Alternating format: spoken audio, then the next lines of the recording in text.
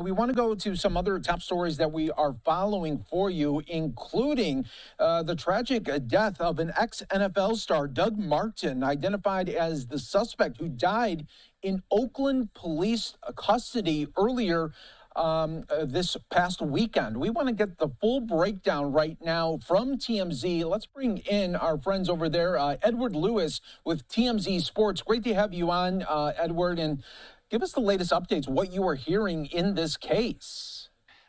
I wish I could give you a lot of updates, but frankly, I don't have them. I'm being honest here. I think I've spent roughly 3 or 4 hours making phone calls to officials, to cops, to neighbors, to anybody involved in this. And frankly, we're not getting much. All we know right now is basically what you just stated. At around 4:15 a.m., Doug Martin was allegedly burglarizing a home, and he was involved in some kind of scuffle with cops. And afterwards, shortly afterwards, he died after they placed him in possession or in custody. So I don't have too much more. The one thing I can tell you is after searching a bunch of public records, I do know that he has relatives who have lived or currently live on that street.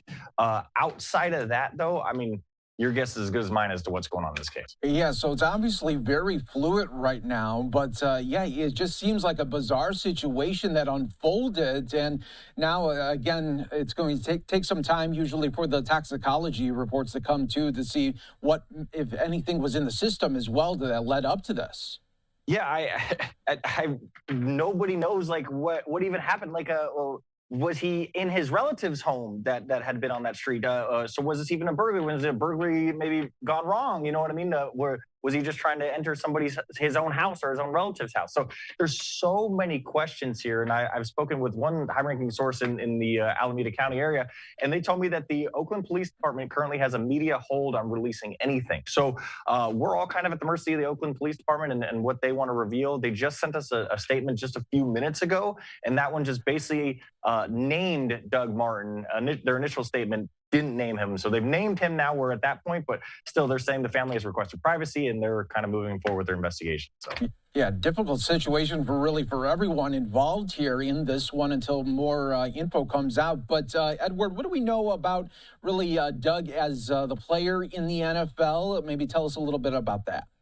Yeah, I mean, he was a first-round pick by the Tampa Bay Buccaneers, and it didn't take him long to kind of explode into stardom. His first season was great. He rushed for over 1,400 yards and I believe 11 touchdowns. I think he was all-pro that season. The rest of his career, outside of one more year, was a little bit marred. He battled some injuries, and then he battled a suspension where he was accused of taking a banned substance. So there was some great years with him. There was 2 great ones and some not so great ones that were marred by injury and suspension.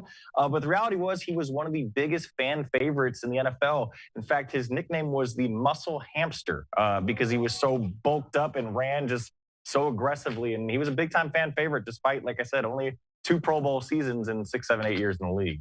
Yeah, no doubt. And wow, investigation obviously still ongoing to this bizarre story after those headlines we all saw, and TMZ continuing to break it down. Edward, thanks so much for joining us on Live Now from Fox as the story continues to be just developing right now. Thanks for all the info. We appreciate it.